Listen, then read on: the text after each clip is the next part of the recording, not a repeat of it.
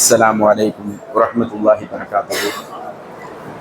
إن الحمد لله نحمده ونستعينه من يهده الله فلا مضل له ومن يضلل فلا هادي له. أشهد أن لا إله إلا الله وأشهد أن محمدا عبده ورسوله أما بعد. புகழ் அனைத்தும் நம்மை படைத்து பரிபாலிக்கிற இறைவனுக்கே உண்டாவதாக. அன்பிற்குரிய அல்லாஹுவின் நல்லடியார்களே, தாய்மார்களே, சகோதர சகோதரிகளே, அல்லாஹுவிடத்திலே நன்மையை எதிர்பார்த்தவர்களாக நம்மாலான இயன்ற இரவு வணக்கத்தை நிறைவேற்றிவிட்டு இறைவனது மார்க்கத்தை அதன் தூய வடிவிலே அறிந்து கொள்ள வேண்டும் என்கிற நல்ல நோக்கத்தில் இங்கே நாம் குழுமி இருக்கிறோம். இங்கே குழுமி இருக்கிற நம் அனைவர்கள் மீதும் அல்லாஹுவின் அருளும் அன்பும் இறுதி வரை உண்டாவதாக என்று பிரார்த்தனை செய்தவனாய், தொடர்ச்சியாக 2 நாட்களாக நாம் அல்லாஹுவினுடைய மன்னிப்பையும் மகத்தான கூலியை மறுமையில் பெற வேண்டும் என்றால் அதற்காக இந்த உலகத்தில் கடைபிடிக்க வேண்டிய காரியங்களாக நேற்றைய தினம் இறை நம்பிக்கையிலே நாம் உறுதியானவர்களாக இருக்க வேண்டும். யார் உண்மையான முஃமின்களாக இருக்கிறார்களோ அவர்களுக்கு அல்லாஹ் தஆலா மகத்தான கூலியை தருவதாக நேற்றைய தினம் பார்த்தோம். அதன் தொடர்ச்சியாக நாம் முதல் நாளில் மேற்கோள் காட்டிய அந்த குர்ஆன் வசனத்திலே இறைவன் 3வது அடிப்படையாக வல் கானிதீன வல் கானிதாத், இறைவனுக்கு கட்டுப்பட்டு நடக்கக்கூடிய ஆண்களும் பெண்களும் அல்லாஹ் தஆலா மகத்தான கூலிக்குரியவர்களாக சொல்றப்ப அல்லாஹ் தஆலா யார சொல்லி காட்டுறார்? இறைவனுக்கு கட்டுப்பட்டு நடக்கக்கூடிய ஆண்கள் பெண்கள் அப்படின்னு ஒரு வார்த்தையை அல்லாஹ் சொல்லுகிறார். இறைவனுக்கு கட்டுப்பட்டு நடத்தல் என்றால் என்ன? அதையும் நாம் இன்றைக்கு கொஞ்சம் ஆழமாக தெரிந்து கொள்ள வேண்டும். ஏன்னா இன்னைக்கு முஸ்லிம்களுடைய வாழ்க்கையை எடுத்து பார்க்கிறப்ப நம்மள பல சகோதரர்கள் எத்தனையோ பல நன்மையான காரியங்களை போட்டி போட்டு செஞ்சுக்கிட்டு இருக்கிறோம்.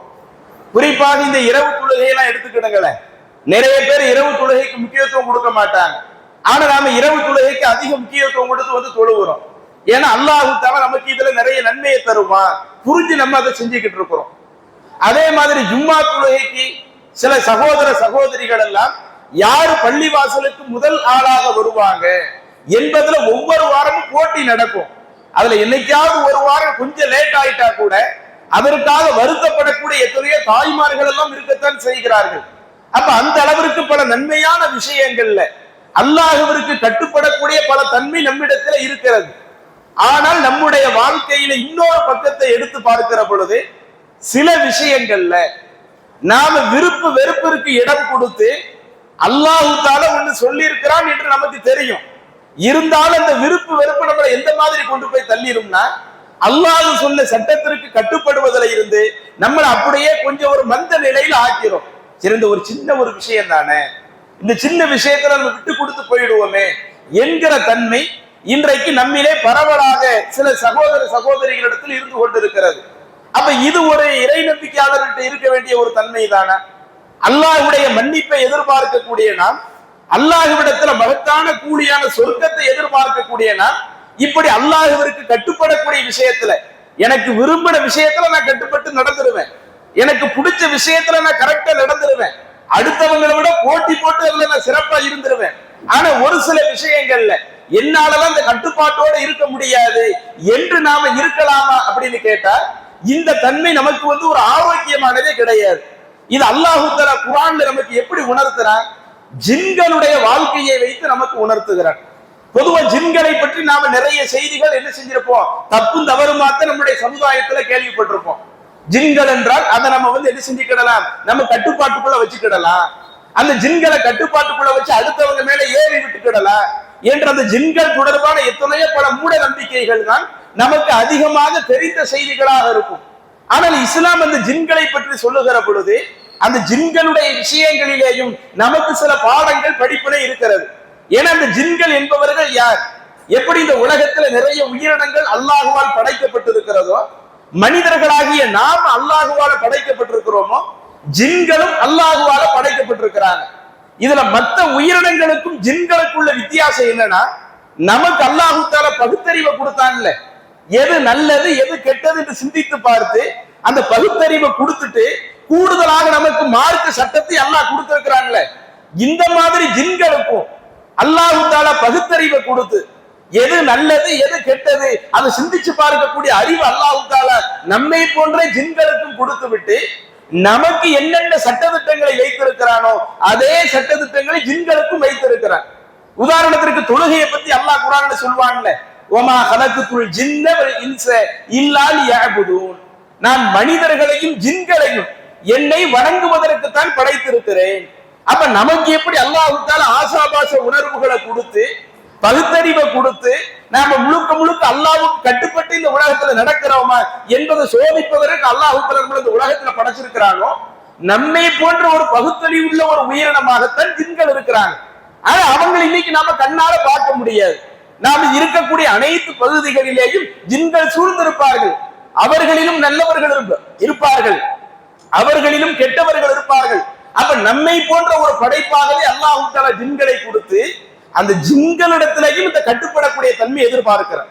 அதைத்தான் சூரா அல்-அஹ்காஃப்ல 31 32வது வசனத்துல எடுத்து பார்த்தால் அந்த ஜின்கள், அதுல இருக்கிற ஜின்கள்ல நல்லவங்க இருக்கிறாங்கல்ல, அவங்க இதரத்தை மற்ற ஜின்கள்கிட்ட வந்து தாவா பணி செய்கிற ஒரு தன்மை அல்லாஹ் குர்ஆன்ல எடுத்து சொல்றான். எப்படி தாவா பணி செய்கின்றன? யா கௌமனா, நம்முடைய கூட்டத்தினர்களே, அஜீபு தஅய்யல்லாஹ், அல்லாஹ்வுடைய அழைப்பாளருக்கு நீங்கள் பதிலளியுங்கள். முகமது நபியை இந்த மனிதர்களுக்கு மட்டும் அல்லாஹ் தூதர் அனுப்பல, ஜின் வர்க்கத்திற்கும் ரசூலுல்லாஹி ஸல்லல்லாஹு அலைஹி வஸல்லம் தூதர் அனுப்பப்பட்டாங்க. அப்ப அவங்களுக்கு சொல்லப்பட்ட அந்த சட்ட திட்டங்களை ஜின்களும் செவியேற்று அதை தன்னுடைய சமுதாயத்திற்கெல்லாம் பல இடங்கள்ல பிரச்சாரம் செய்ததாக அல்லாஹ் தஆலா சூரா ஜின்னிலேயே குறிப்பிடுகிறார். அப்ப இப்படி இறை தூதருடைய பிரச்சாரம் அந்த ஜின்கள் சமுதாயத்துக்கும் போய் சேர்ந்ததில்லை. அப்ப அதுல இருக்கிற நல்ல ஜின்கள் இதர அனைத்து ஜின்களுக்கும் என்ன சொல்கின்றனவா? யா கௌமனா, நம்முடைய சமுதாயமே, அஜீபு தஅய்யல்லாஹ், அல்லாஹ்வுடைய கொள்கையை நோக்கி அழைக்கக்கூடிய அந்த அழைப்பாளருக்கு நீங்க அப்படியே கட்டுப்பட்டு விடுங்கள். அவங்க என்ன சொன்னாங்களோ அதுக்கு நீங்கள் அப்படியே பதிலளித்து விடுங்கள். வ ஆமினு பிஹி, இன்னும் அந்த அழைப்பாளரை நீங்கள் நம்பிக்கையும் கொள்ளுங்கள். இப்படி நீங்க அந்த அழைப்பாளருக்கு கட்டுப்பட்டு அவரை நம்பக்கூடியவர்களாக நீங்கள் இருந்தால் யக்ஃபிர் லக்கும் மின் துனூபிக்கும், நீங்கள் செய்யக்கூடிய தவறுகளை அல்லாஹ் தஆலா உங்களுக்கு மன்னிப்பான். அதே போல யுஜிருக்கும் மின் அஸாபின் அஸீம், துன்புறுத்தக்கூடிய அந்த மறுமை நாளினுடைய அந்த வேதனையில இருந்து, கொடிய வேதனையில இருந்து இறைவன் உங்களை காப்பாற்றவும் செய்வான். மறுமையில நீங்க தப்பிக்கணும்னு சொன்னா, உங்களுடைய பாவங்கள் மன்னிக்கப்படணும்னு சொன்னா, இறைவனுடைய அழைப்பாளராக முகமது வந்திருக்கிறார். இறைவனுடைய செய்தியை நமக்கு கொண்டு வந்து சேர்த்திருக்கிறார். நீங்கள் அந்த முகமதிற்கு கட்டுப்படுங்கள், அவர் சொல்லக்கூடிய செய்திக்கு செவிசாயுங்கள், அதை உங்களுடைய வாழ்க்கையில் நடைமுறைப்படுத்துங்கள், முழுக்க முழுக்க அவரை இறைவனுடைய தூதராக ஏற்றுக்கொள்ளுங்கள். இப்படி நீங்க இருந்துட்டீங்கன்னா உங்க பாவமும் மன்னிக்கப்படும், மறுமை நாள்ல துன்புறுத்தக்கூடிய வேதனையில் இருந்தும் நீங்கள் இறைவனால் காப்பாற்றப்படுவீர்கள். அதோடு மட்டும் முடிக்கல, அடுத்த வசனத்தில் 32வது வசனத்துல மேலும் அந்த நல்ல ஜின்கள் இதர ஜின்களிடத்துல பிரச்சாரம் செய்கின்றன. வமன் லம் யுஜிப் தாஇயல்லாஹ், யார் அந்த இறைவனுடைய அழைப்பாளருக்கு பதிலளிக்கவில்லையோ, அவங்க சொல்லக்கூடிய செய்திக்கு செவி சாய்க்கவில்லையோ, ஃபலைஸ பிமுஜிஸின் ஃபில் அர்த், அவருக்கு இந்த உலகத்துல எந்த போக்கிடமும் கிடையாது, அவர் இந்த உலகத்தை விட்டு ஒண்ணு தப்பிச்சுலாம் போயிட முடியாது. வலைஸ லஹு மின் தூனிஹி அவுலியா, அவர்களுக்கு அல்லாஹ்வை விடுத்து எந்த ஒரு பொறுப்பாளர்களும் அவர்களுக்கு கிடையாது. உலாயிக ஃபீ வலாலின் முபீன், அவர்கள் தெளிவான வழிகேட்டிலே இருக்கிறார்கள் என்று ஜின்கள் தங்களுக்குள் பிரச்சாரம் செய்யக்கூடிய ஒரு நிகழ்வை சூரா அஹ்காஃபிலே 2 வசனத்துல அல்லாஹ் நமக்கு எடுத்து காட்டுறார். அப்ப இந்த வசனம் நமக்கு சொல்லக்கூடிய கருத்து என்ன? நம்மை போன்று பகுத்தறிவுள்ள உயிரினமாக இருக்கிற ஜின்கள் நமக்கு எப்படி அல்லாஹ் தஆலா ஒரு தூதரை அனுப்பி அந்த தூதருக்கு கட்டுப்பட்டு நடக்க வேண்டும் என்கிற ஒரு கட்டளை இருக்கிறதோ, அதே கட்டளையை பிரச்சாரம் செய்கிற பொழுது அந்த தூதருக்கு கட்டுப்பட்டு நடந்தால் உங்களுடைய பாவங்களும் மன்னிக்கப்படும், மறுமை நாள்ல நீங்க துன்புறுத்தக்கூடிய வேதனையில் இருந்தும் நீங்கள் காப்பாற்றப்படலாம். யாரெல்லாம் அந்த தூதருக்கு கட்டுப்பட்டு கரெக்டா நடக்கிறாங்களோ நிச்சயம் அவங்க அந்த நரக வேதனையிலிருந்து இருந்து காப்பாற்றப்பட்டு அவங்க சொர்க்கம் போகக்கூடியவர்களாக இருப்பார்கள் என்கிற ஒரு தகவலை அல்லாஹ் தஆலா எடுத்து சொல்லுகிறானே. அப்ப இது நமக்கு சொல்லக்கூடிய முக்கியமான பாடம் என்னன்னா, முஸ்லிம்களாக இருக்கக்கூடிய நமக்கு, நான் முகமது நபியை ஏற்றுக்கொண்டிருக்கிறேன், அவங்க அல்லாஹ்வுடைய தூதர் என்று அங்கீகரிக்கிறேன் என்பதை வெறுமன வாயளவில் மட்டும் சொல்லக்கூடாது. அந்த ஏற்றுக்கொள்ளக்கூடிய தன்மை எப்படி இருக்கணும்? என்னுடைய வாழ்க்கையில் எந்த சந்தர்ப்பத்திலேயும் எந்த ஒரு கருத்தை இறை தூதர் எனக்கு சொன்னாலும் நான் அதற்கு அப்படியே சரண்டர் ஆயிடுவேன். இப்ப அடுத்தவங்க ஒரு விஷயத்தை சொல்றாங்கன்னு வைங்க, நம்ம பெற்றோர்கள் நமக்கு நிறைய செய்திகளை சொல்லுவார்கள். அதுல சில விஷயங்கள் நம்ம கேட்கிற மாதிரி இருக்கும், சில விஷயங்கள் நாம கேட்காத விஷயங்கள் பெற்றோர்கள் சொல்லக்கூடிய தகவல் இருக்கலாம். நம்மளுடைய நட்பு வட்டத்தில் சில ஆட்கள் இருப்பாங்க, எவ்வளவோ பல ஆலோசனைகளை சொல்லுவார்கள். அத்துணையையும் நம்ம ஏற்று நடக்கணும்னு இல்லை. அது எது நமக்கு பிடிச்சிருக்குதோ அதை ஏற்று நடந்துக்கிடலாம், எது நமக்கு பிடிக்கலையோ அதை நம்ம ஏத்துக்காம அப்படியே விட்டுட்டு போயிடலாம். ஆனா ரசூலுல்லாஹ் நமக்கு சொன்ன சட்டம் இருக்குது இல்ல, வஹியாக நமக்கு சொல்லப்பட்ட செய்தி இருக்குது இல்ல, அது குர்ஆனுடைய வசனமாக இருக்கட்டும், அல்லது அந்த குர்ஆனுக்கு விளக்கமாக வரக்கூடிய நபிமொழியாக இருக்கட்டும், ரசூலுல்லாஹ் நமக்கு ஒண்ணு சொல்லிட்டாங்கன்னா அதுல எனக்கு பிடிச்சா எடுத்துக்கிடுவேன் என்கிற ஒரு மனோநிலை முஸ்லிம்கிட்ட வரக்கூடாது. இதுதான் அல்லாஹ் தஆலா ஒவ்வொரு மக்களிடத்திலையும் எதிர்பார்க்கக்கூடிய மிக முக்கியமான ஒரு கட்டுப்பாடாக இருக்கிறது. அதைத்தான் அல்லாஹ் தன்னுடைய திருமறையில சூரா அஹ்ஸாப்ல 36வது வசனத்தில் அல்லாஹ் தஆலா சொல்லி காட்டுகிறான். மா கானலி முஃமினின் வலா முஃமினத்தின் இதா கல்லல்லாஹு வ ரசூலுஹு அம்ரா. இறை நம்பிக்கை கொண்ட ஆண் யாரு தெரியுமா? இறை நம்பிக்கை கொண்ட பெண் யாரு தெரியுமா? இதா கல்லல்லாஹு வ ரசூலுஹு அம்ரா. அல்லாஹ் ஒரு காரியத்திலே ஒரு தீர்ப்பை சொல்லிவிட்டால், அல்லாஹ்வுடைய தூதர் ஒரு காரியத்திலே ஒரு தீர்ப்பை சொல்லிவிட்டால், ஐயகூன லகுமுல் ஹியரத்து மின் அம்ரிஹிம், அந்த காரியத்தில் எந்த சுய விருப்பம் கொள்ள மாட்டார்கள். அடுத்தவங்க சொல்ற விஷயத்துல சுய விருப்பம் கொண்டு கொள்ளலாம். எனக்கு விருப்பம்னா செய்வேன், விரும்பினா செய்யாம விட்டுருவேன், அடுத்தவங்க சொல்றதுல இருக்கலாம். ஆனா அல்லாஹ் நமக்கு ஒரு சட்டம் போட்டுட்டா அதுல நமக்கு எந்த மனோநிலை வந்துடக்கூடாதா? இல்ல நான் அது விரும்பினா செஞ்சுக்கிடுறேனே, புடிச்சா செஞ்சுக்கிடுகிறேனே, அந்த நிலை ரசூல் அல்லாஹ் சொன்ன சட்டத்துல வரக்கூடாது, ரசூலுல்லாஹ் சொன்ன சட்டத்துல வரக்கூடாது. அதனால நம்பிக்கை கொண்ட ஆணா இருக்கட்டும் பெண்ணா இருக்கட்டும், அல்லாஹுவும் அவன் தூதரும் தீர்ப்பளித்த விஷயத்தில் எந்த சுயரூபமும் கொள்ள மாட்டார்கள். அல்லாஹ் அந்த வசனத்தை முடிக்கும் போது சொல்லுகிறார், ஒமை யஸில்லாஹு வ ரசூலா, யார் அல்லாஹ்விற்கும் அவன் தூதருக்கும் மாறு செய்கிறார்களோ ஃபக்கத் வல்ல வலாலம் முபீனா, அவர் தெளிவாகவே வழிகட்டு விட்டார். அப்ப அல்லாஹ் தஆலா இதுல நம்பிக்கையாளர்கள்ட்ட எதிர்பார்க்கிறது என்ன? இறைவன் சொன்ன சட்டத்தில் எந்த விருப்பு வெறுப்பு இருக்கக்கூடாது, அப்படிப்பட்ட ஒரு கட்டுப்படுதல் அந்த மார்க்க விவகாரங்கள் நமக்கு இருக்கணும் என்பதை அல்லாஹ் தஆலா சொல்லி காட்டுகிறார். இன்னும் இதே கருத்துப்பட சூரா அன்-நூர் அந்த அத்தியாயத்துல 51 52 அந்த 2 வசனங்கள்ல பார்த்தால் அதிலேயும் அல்லாஹ் சொல்லுகிறான், இன்னமா கான கௌலல் முஃமினீன இதா துஉ இலல்லாஹி வ ரசூலிஹி. இறை நம்பிக்கையாளர்கள் அவங்க அல்லாஹ்வின் பக்கம் ஒரு காரியத்தில் அழைக்கப்பட்டால், அல்லாஹ்வின் பக்கம் அழைக்கப்பட்டால் என்ன அர்த்தம்? அல்லாஹ் சொன்ன சட்டத்தின் பக்கம் அவர்கள் அழைக்கப்பட்டால், அல்லது அல்லாஹ்வுடைய தூதர் சொல்லக்கூடிய ஒரு சட்டத்தின் பக்கம் அவர்கள் அழைக்கப்பட்டால், லியஹ்கும பைனஹும், அவர்களுக்கு மத்தியில் உள்ள ஒரு பிரச்சனைக்கு ஒரு தீர்வை தேடி அல்லாஹ் சொன்ன சட்டத்தின் பக்கமும் அல்லாஹ்வுடைய தூதர் சொன்ன சட்டத்தின் பக்கமும் அழைக்கப்பட்டால், அப்போது அந்த நம்பிக்கையாளர்களுடைய கூற்று எப்படி இருக்கும் தெரியுமா? ஐ யகூலு சமிஅனா வ அத்தஅனா. அல்லாஹ் ஒன்னு சொல்லிட்டா அதை இங்க காதால கேட்டோம், கேட்ட விஷயத்துக்கு அப்படியே கட்டுப்பட்டுட்டோம். ரசூலுல்லாஹ் ஒன்னு சொன்னதை நாங்க காதால கேட்டோம், கேட்டதுக்கு அப்படியே கட்டுப்பட்டுட்டோம் என்று சொல்லுகிற தன்மை தான் முஃமின்களிடத்துல இருக்கும். உலாயிக ஹுமுல் முஃப்லிஹூன். யார் இப்படி இருக்கிறாங்களோ, அல்லாஹ்வும் அவன் தூதரும் சொன்ன சட்டத்திட்டத்தை நாங்கள் கேட்டோம், அதற்கு அப்படியே கட்டுப்பட்டு விட்டோம் என்கிற தன்மை யாரிடத்தில் இருக்கிறதோ இவர்கள் தான் வெற்றியாளர்களாக இருப்பார்கள். இன்னும் அந்த 52வது வசனத்தில் அடுத்து சொல்லுகிறான், வமை யுத்தில்லாஹ வ ரசூலஹு, யார் அல்லாஹ்விற்கும் அவன் தூதருக்கும் கட்டுப்பட்டு வ யக்ஷல்லாஹ வ யத்தகி, இன்னும் அல்லாஹ்வை அஞ்ச வேண்டிய முறையில் அஞ்சி நடக்கிறாங்களோ ஃபஉலாயிக ஹுமுல் ஃபாயிஸூன், அவர்கள் மறுமையிலே வெற்றியாளர்களாக இருப்பார்கள் என்கிற ஒரு தகவலை அல்லாஹ் சொல்லுகிறான்.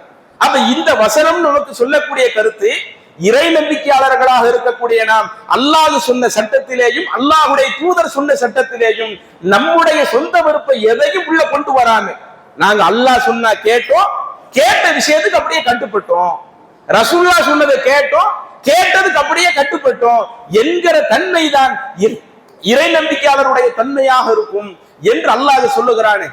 இந்த அடிப்படை நம்முடைய மனதில் பதிய வைத்து இப்ப அப்படியே நம்மளுடைய வாழ்க்கைக்கு உள்ளேயும் வாங்க. இன்னைக்கு நம்ம இந்த வாழ்க்கையில இதுல கரெக்டா நடக்கிறோமா அப்படின்னு பார்த்தால் நிறைய விஷயங்கள்ல கரெக்டா இருப்போம், ஆனால் ஒரு சில விஷயங்கள் நம்மையும் அறியாமல் மீண்டும் மீண்டும் நாம் தவறடைத்துக் கொண்டே இருக்கிறோம். அதுல அந்த மாதிரி விஷயங்கள் நிறைய விஷயம் எப்படி இருக்கும், சில விஷயங்கள் சில குறிப்பிட்ட ஊர்கள்ல நடைபெறக்கூடிய ஊர் கலாச்சாரமா கூட இருக்கலாம். அப்படி ஊர் கலாச்சாரமா மட்டும் ஒரு விஷயம் வந்துருச்சுன்னு வைங்களேன், அதுல இருந்து மீண்டு வர்றது ஏகத்துவ கொள்கையை விளங்கிய நபர்களுக்கே பெரிய சிரமமா இருக்குது. உதாரணத்திற்கு நம்மளுடைய பகுதிகளில் இருக்கக்கூடிய ஒரு சில விஷயத்தை எடுத்து காட்டுங்க, எடுத்துக்கொள்ளுங்கள். ஏன் இந்த மாதிரி விஷயத்தை எல்லாம் மேற்கோள் காட்டுறோம்? ஏன்னா இந்த ரமலான் என்பது நம்மளுடைய உள்ளத்தை பரிசுத்தப்படுத்தக்கூடிய ஒரு மாதம். இந்த உரைகள் எல்லாம் நம்முடைய உள்ளத்துல இறையச்சத்தை விதைக்கக்கூடிய விதத்துல இருக்கணும். அதனால என்ன தவறு நம்ம இடத்துல இருக்குதோ அந்த தவறுகளை சில நேரங்களில் வெளிப்படையில் பேசியாக வேண்டும். நம்மளுடைய பகுதிகளில் இன்றைக்கு கல்யாணம் நடக்கிறது. கல்யாணத்துல ஆரம்பத்தில் எவ்வளவோ விதத்து நடந்துச்சு. இன்னைக்கு அந்த விதத்துல இருந்து பல நபர்கள் மீண்டு வந்து விட்டார்கள். அல்லது பைனஹுமான கூட்டுத்துவா ஓதி கல்யாணம் முடிச்சாங்க. இன்றைக்கு அந்த கூட்டுத்துவாவில் இருந்து மீண்டு வந்து விட்டார்கள். மாப்பிள்ளைக்கு பொண்ணுக்கு கழுத்துல மாலையை போட்டு மாலையை மாத்தி இப்படி பல கலாச்சாரத்தோடு கல்யாணம் முடிச்சாங்க. இன்றைக்கு அதுல இருந்து எவ்வளவோ மக்கள் மீண்டு வந்து விட்டார்கள். இன்னும் ஒரு கல்யாண வீடுன்னு சொன்னா ஆரம்பத்துல மைக் செட்டு கட்டி பெரிய அளவுல ஆடம்பரமா இருந்து அதில் நாவூர் மணிஃபா பாட்டை போட்டு இப்படி எவ்வளவோ பெரிய அளவிலான ஒரு நிகழ்ச்சியை நடத்துவாங்க. ஆனால் இன்றைக்கு அதில் இருந்தெல்லாம் மீண்டு வந்தவர்கள் நாம எதுல இருந்து இன்னைக்கு மீண்டு வராம இருக்கிறோம்? கல்யாண வீடுகளில் போடக்கூடிய விருந்துகளில் இருந்து இன்னும் நம்ம மீண்டு வரல. நம்ம ஊர்ல இன்னைக்கும் இந்த நடைமுறை இருக்குதா இல்லையா? பக்கத்துல புளியங்குடியில போய் பார்த்தா அந்த நடைமுறையை பார்க்க முடியாது. இந்த பக்கம் தென்காசில போய் பார்த்தீங்கன்னா அந்த நடைமுறையை பார்க்க முடியாது. ஆனா நம்ம ஊர்ல என்ன நடக்குது? கல்யாணம்னு சொன்னாலேயே தொடர்ச்சியா சில இடங்கள்ல அவங்களுடைய அந்த பொருளாதார வசதிக்கு ஏற்ப 7 நாட்கள் தொடர்ச்சியாக விருந்து போடக்கூடியவர்கள் இருக்கிறார்கள். ரோட்ல அண்டாவை பேக்ஸாவை விரிச்சு ரோட்ல வந்து சாப்பாடு ஆக்கி தொடர்ச்சியாக 3 நாட்கள் வசதிக்கு ஏற்ப 3 நாள் 5 நாள் 7 நாள் கல்யாண வீட்டினுடைய விருந்துகள் நம்முடைய பகுதிகளில் போடப்பட்டு கொண்டிருக்கிறதா இல்லையா? கல்யாணம்னு அதுக்கு ரசூலுல்லாஹி ஸல்லல்லாஹு அலைஹி வஸல்லம் வழிகாட்டலையா? ரசூலுல்லாஹி ஸல்லல்லாஹு அவங்க தானே சொன்னாங்க, அந்நிக்காஹு மின் சுன்னதி, திருமணம் என்பது என்னுடைய வழிமுறை. யார் என்னுடைய வழிமுறையை புறக்கணிக்கிறாங்களோ அவங்க என்னை சார்ந்தவர் அல்ல. ரசூலுல்லாஹி சொன்னாங்கல்ல. அப்படி சொன்ன அல்லாஹ்வின் தூதருடைய அந்த திருமணத்தில் வலிமா விருந்து என்ற ஒன்று இருக்கிறது. அந்த திருமணத்துல முடிக்கக்கூடிய அந்த ஆண்மகன் அதுவும் அந்த விருந்தினுடைய செலவை அதிகப்படுத்தாமல் எந்த அளவிற்கு செலவை குறைத்து திருமணம் முடிக்கிறாரோ அதுல நிறைய பரக்கத்து உண்டு. இப்படி மார்க்கம் இருக்கு நமக்கு சொல்லுகிறது. வலிமா விருந்து என்கிற ஒரு விருந்தை சொல்லுகிறது. ஆனா இன்னைக்கு நம்ம ஊர்ல 1க்கு 3 நாள் விருந்து, 5 நாள் விருந்து, 7 நாள் விருந்து. அதுல எந்த அளவுக்கு கொடுமை போய் இருக்குதுன்னா சில நேரங்கள்ல விருந்து சாப்பாடு ஆக்கிட்டு ஆட்கள் எல்லாம் வீட்டுல வந்து சாப்பிட மாட்டாங்க. நம்ம இங்க இருந்து ஆட்டோவை புடிச்சு சாப்பாடு இங்க இருந்து எடுத்து சோறை எடுத்து சால்னாவை எடுத்து சாம்பாரை எடுத்து நாம நம்ம சொந்த பந்த வீட்டுக்கு கொடுக்கிற அளவுக்கு இப்படி ஒரு கல்யாணம் வந்துருச்சுனாலேயே இந்த விருந்து வச்சாதான் கல்யாணம் என்கிற அளவிற்கு இன்னைக்கு திருமணத்தை மாற்றி வைத்திருக்கிறோமே. அப்ப பக்கத்துல எந்த ஊர்களையும் நம்ம இந்த நடைமுறையை பார்க்க முடியல. புளியங்குடியிலேயோ தென்காசியில இதர ஊர்கள்ல பார்க்க முடியல. அல்லது மார்க்கத்தினுடைய வழிகாட்டுதல நமக்கு அப்படி இல்லை. அப்ப இப்படி ஒரு ஊர் கலாச்சாரம் என்று வருகிற பொழுது அதிலிருந்து நம்ம சீக்கிரம் மீண்டு வரக்கூடியவர்களாக இருக்கிறோமா? அப்ப இந்த மாதிரி விஷயங்கள் பேசப்படுகிற பொழுது என்ன இருந்தாலும் இந்த ஒரு விஷயம் தான் என்னால மாத்திக்க முடியல, வேற வழி இல்லை. ஒரு நிர்பந்தம், ஒரு நெருக்கடி. நிர்பந்தத்தை இவர்களே ஏற்படுத்திக் கொள்கிறார்கள், நெருக்கடியை அவர்களே உருவாக்கி கொள்கிறார்கள். ஏன் அந்த விருந்த போட மாட்டேன்னு சொல்லிட்டா என்ன நடந்துற போகுது? நாம அடுத்தவர்களுக்கு ஒரு முன்மாதிரியாக இருந்து காட்டி இது நாள் வரை நம்ம ஊர்கள் அப்படி திருமணம் நடக்காம இருக்குதா? நாம வந்து அந்த திருமணத்திற்கு ஒரு ரோல் மாடலாக இருப்போம், நல்ல விஷயத்திற்கு ஒரு முன்னுதாரணமாக இருப்போம் என்று இருப்பதற்கு பதிலாக நாமளும் அடுத்தவங்களோடு சேர்ந்துக்கிட்டு வேற வழி இல்லாம சொந்தக்காரங்களை பகைக்க வேண்டி இருக்குமே. நெருங்கிய உறவுகள் அவங்க எங்களை தப்பா நினைச்சிருவாங்களே. இவ்வளவு தூரம் கல்யாணம் முடிச்சா கல்யாணத்துக்கு ஒரு விருந்த போட்டானான்னு கேட்டக்கூடாது என்று சொல்லி இன்றைக்கு அடுத்தவங்களுடைய திருப்திக்காக இது போன்ற மார்க்க சட்டங்களை கவனிக்காம இருக்கிறோமே.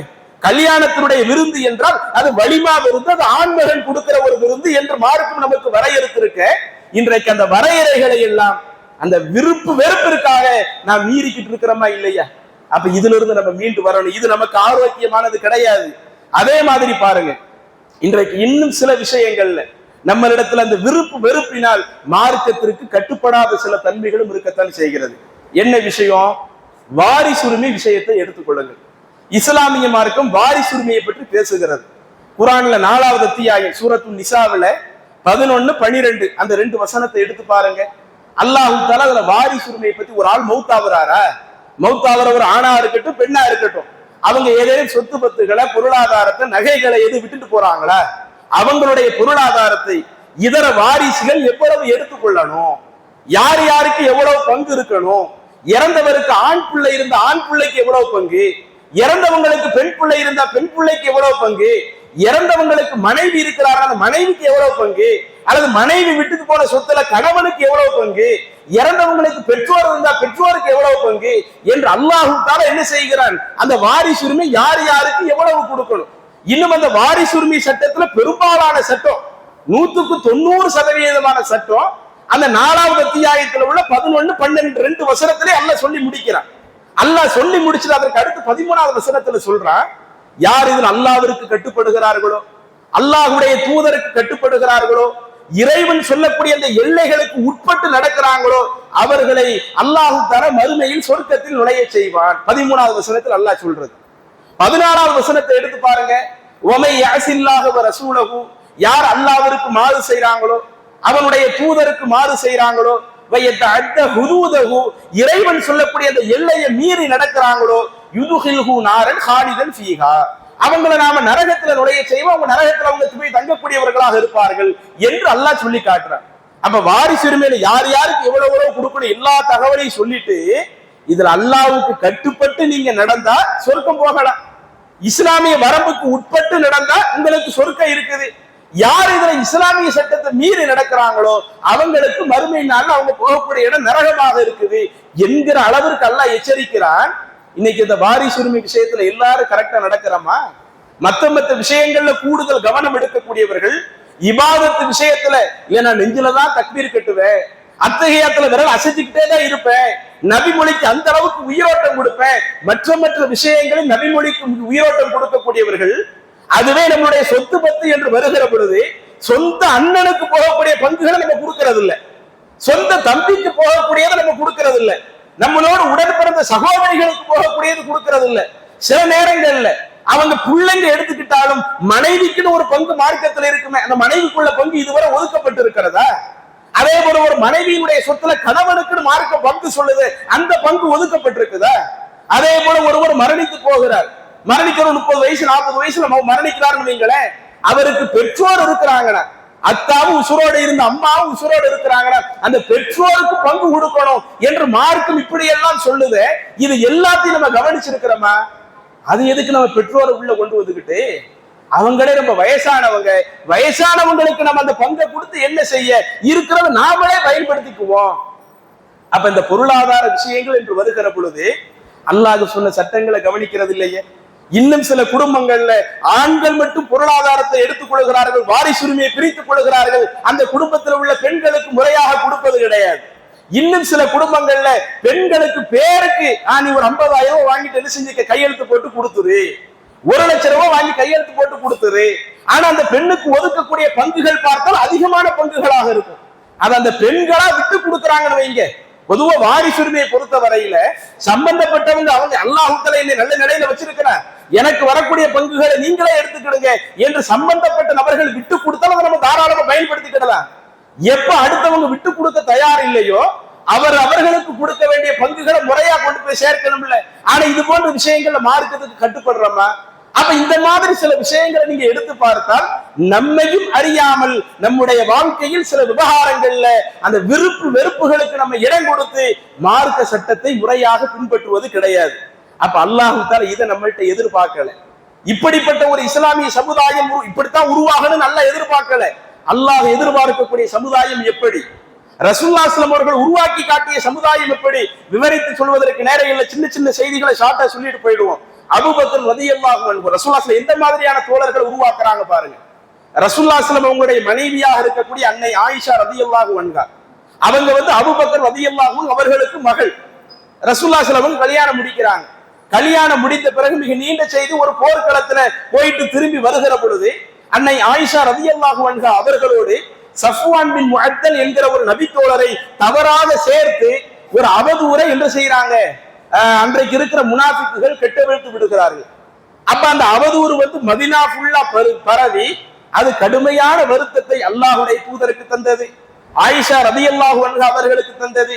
எந்த அளவுக்குன்னா சில மாதங்கள் நீங்க உங்க வீட்டிலே போய் இருந்திருங்களேன் என்று அல்லாஹ்வுடைய தூதர் தன்னுடைய மனைவியை அவர்களுடைய தந்தையுடைய வீட்டிலேயே இருக்க சொல்கிற அளவிற்கு மிக நீண்ட ஒரு சம்பவம். திரும்ப அல்லாஹ் தஆலா கடைசியில என்ன செய்கிறான், அதற்கு ஒரு முற்றுப்புள்ளியாக குர்ஆனிலே சொல்லுகிறான், இப்படி ஆயிஷா ரலியல்லாஹு அன்ஹா அவர்களையும் சஃப்வான் பின் முஅத்தல் அவர்களையும் இணைத்து ஒரு தவறான செய்தி சொல்லப்படுது.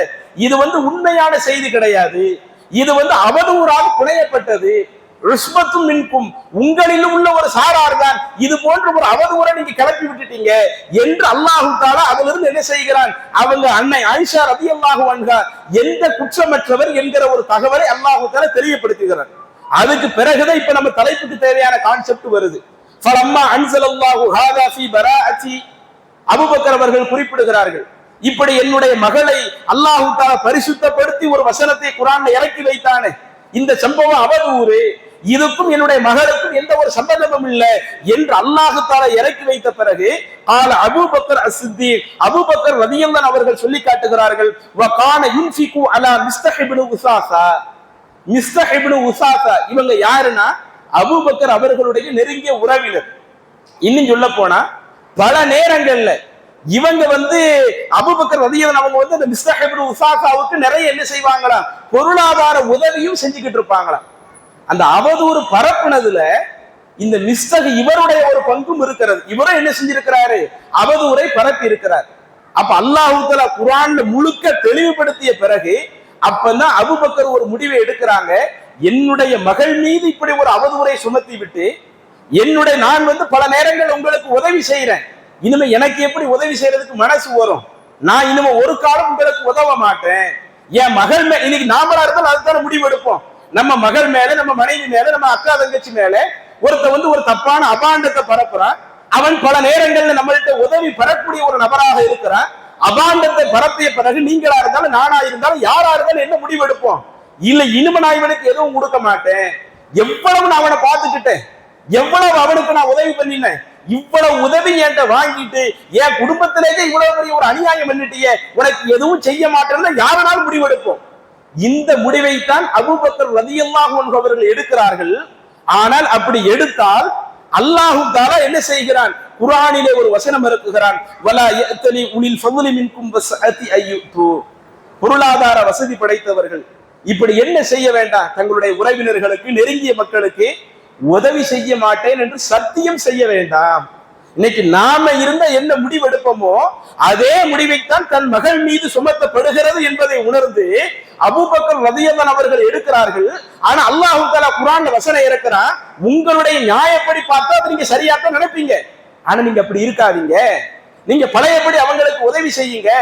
இன் குன்தும் துஹிப்பூன, அடுத்து என்ன செய்யறாங்க, அல்லாஹ் தஆலா குர்ஆன்ல ஒரு கேள்வி கேட்கிறான், அலா துஹிப்பூன யக்ஃபிருல்லாஹு லக்கும், நீங்கள் செய்கிற பாவத்தை மன்னிக்க வேண்டும், அல்லாஹ் மன்னிக்கணும் நீங்க விரும்ப மாட்டீங்களா? நீங்க செய்யற தப்ப அல்லாஹ் மன்னிக்கணும்னு விரும்புறீங்கல்ல, அப்ப அந்த மிஸ்டேக் செய்த தவிர நீங்க மன்னித்து விட்டு அவருக்கு நீங்க பழையபடி உதவி செய்யுங்க என்று அல்லாஹ் வசனம் இறக்குகிறான். அதற்கு பிறகுதான் அவங்களுடைய கட்டுப்பாடை பாருங்கள். அவங்க வாழ்க்கையில் எவ்வளவு பெரிய ஒரு கஷ்டத்தை கண்ணுக்கு முன்னாடி பார்த்திருக்கிறாங்க. இன்னும் இந்த கஷ்டத்திற்கு அல்லாஹ்வே குர்ஆன்ல ஒரு தெளிவை கொடுத்த பிறகு அதுக்கு பிறகுதான் நான் உதவி செய்ய மாட்டேன் அபூபக்கர் அவர்கள் முடிவெடுக்கிறாங்க. இவங்க முடிவெடுத்து திரும்ப அல்லாஹ் அப்படி செய்யாதீங்கன்னு கட்டளையிட்ட உடனேயே அடுத்து இந்த வசனம் இறங்கிய பிறகு அபூபக்கர் அவர்களுடைய வாயிலிருந்து வந்த ஒரு வார்த்தை, பலா வல்லாஹி இன்னி லா உஹிப்பு ஐ யக்ஃபிரல்லாஹு லி, அல்லாஹ் தஆலா என்னை மன்னிக்க நான் விரும்புறேன். ஃபரஜஅ இலா மிஸ்தஹ் அல்லதி கான யுஜ்ரி அலைஹி, இதற்கு முன்பாக நான் எப்படி அந்த மிஸ்தஹுக்கு பல உதவிகளை செய்து வந்தேனோ இதே போல இனிமையில் அவங்களுக்கு கொடுப்பேன். என் மகள் மீது அவதூறு சுமத்தினாலும் நான் அதை அப்படியே மன்னிச்சு விட்டுட்டு மீண்டும் அவங்களுக்கு உதவக்கூடியவர்களாக இருப்பேன் என்று அபூபக்கர் ரலியல்லாஹு அவர்கள் குறிப்பிடுவதை நம்ம சஹீஹுல் புகாரியில பார்க்கிறோமே. அப்ப இந்த ஹதீஸ் எதை காட்டுகிறது, கட்டுப்பாடு என்றால் இப்படித்தான் இருக்கணும். அபூபக்கர் அவர்களுக்கு ஆரம்பத்துல விருப்பம் இல்லதான், உதவி செய்யுங்கன்னு அல்லாஹ் சொல்றப்ப ஆரம்பத்துல விருப்பம் இல்லதான். ஆனா அல்லாஹ்வுடைய கட்டளை வந்த பிறகு இனிமே எதுக்கு நம்ம அல்லாஹ்வுடைய கட்டளை மீற முடியும்?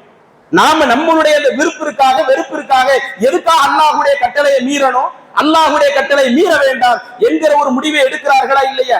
அதே மாதிரி ஃபாத்திமா பின்த் கைஸ் ரலியல்லாஹு அன்ஹா, சஹீஹ் முஸ்லிமிலே பதிவு செய்யப்பட்ட ஒரு நபிமொழி, அவர்களை அவர்களுடைய கணவர் 3வது தடவையாக விவாகரத்து செய்து விடுகிறார். 3வது தடவை விவாகரத்து செய்யப்பட்ட பிறகு ரசூலுல்லாஹ் ஸல்லல்லாஹு அலைஹி வஸல்லம் என்ன சொல்றாங்க, உங்களுக்கு இனிமே எந்த ஒரு சுப்னாவும் இல்ல, எந்த ஒரு ஜீவானாம்சமும் இல்ல என்று அல்லாஹ்வுடைய தூதர் ஃபாத்திமா பின்த் கைஸ் ரலியல்லாஹு அவர்களிடத்திலே கூறிவிட்டு கடைசியாக ரசூலுல்லாஹ் ஸல்லல்லாஹு அலைஹி வஸல்லம் சொல்றாங்க, இதா ஹலல்தி, நீங்க இந்த தலாக் விட்ட பிறகு இதா இருப்பீங்கல்ல, அந்த இத்தாவிலிருந்து நீங்க டோட்டலாக முடிந்த பிறகு அந்த இத்தா முடிஞ்சிருச்சுன்ற தகவலை எனக்கு சொல்லி அனுப்புங்க என்று ஃபாத்திமா பின்த் கைஸ் ரலியல்லாஹு அன்ஹா அவர்களிடத்தில் அல்லாஹ்வுடைய தூதர் சொல்லி விடுகிறார்கள். அவங்களும் என்ன செய்யறாங்க, அந்த இத்தா எல்லாம் இருந்து முடிந்த பிறகு அதுல இருந்து அதுக்கடுத்து அந்த தகவலை ரசூலுல்லாஹி ஸல்லல்லாஹு அலைஹி வஸல்லம் சொல்லி அனுப்புறாங்க.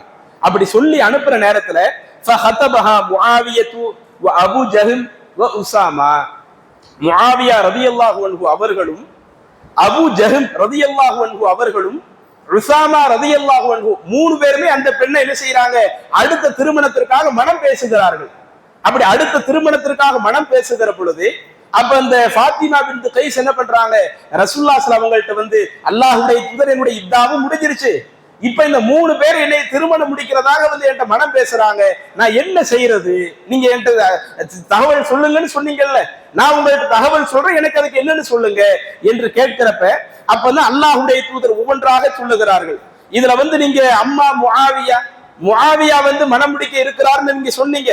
அந்த முஆவியா அவர்களை பொறுத்தவரையில ரஜுலுன் தரிபுன், அவர்கள் வந்து பொருளாதாரத்துல கொஞ்சம் ஏழ்மை நிலையில் இருக்கக்கூடியவர் என்று சொல்லிவிட்டு அடுத்து சொல்லுகிறார்கள் அம்மா அபூ ஜஹம், அந்த அபூ ஜஹம் என்கிற அந்த தோழரை பொறுத்தவரையில லர்ராபுன் லின்னிசா, அவங்க வந்து மனைவிமார்கள் சில நேரம் கோவப்பட்டு அடிக்கிற ஒரு தன்மை அவங்கள்ட்ட இருக்குது. அடுத்து வலாக்கின் உஸாமா, மாறாக உஸாமா பின் ஸைத நீங்க திருமணம் முடிச்சுக்கிடுங்களேன் என்று அல்லாஹ்வுடைய தூதர் பரிந்துரை பண்ணுகிறார்கள்.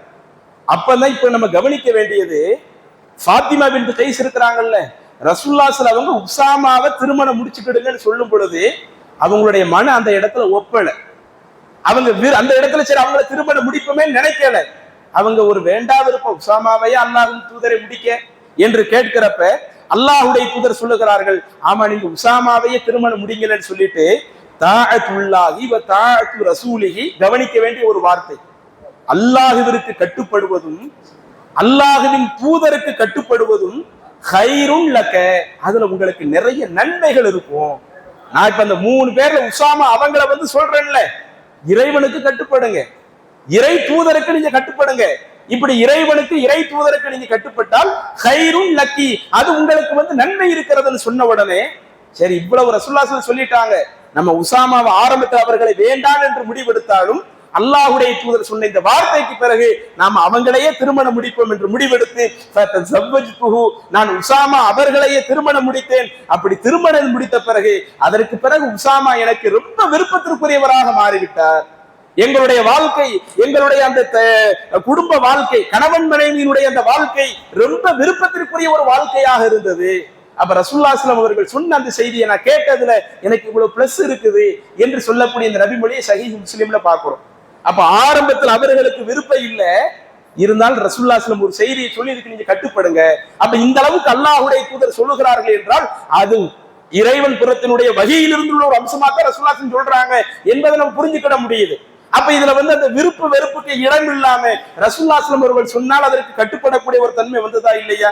இறுதியாக சஹீஹுல் புகாரியில பதிவு செய்யப்பட்ட இன்னொரு நபிமொழி, மாக்கில் பின் யசார் என்கிற ஒரு நபி தோழர், அவங்க என்ன பண்றாங்க, அவங்களுக்கு ஒரு சகோதரி இருக்கிறாங்க.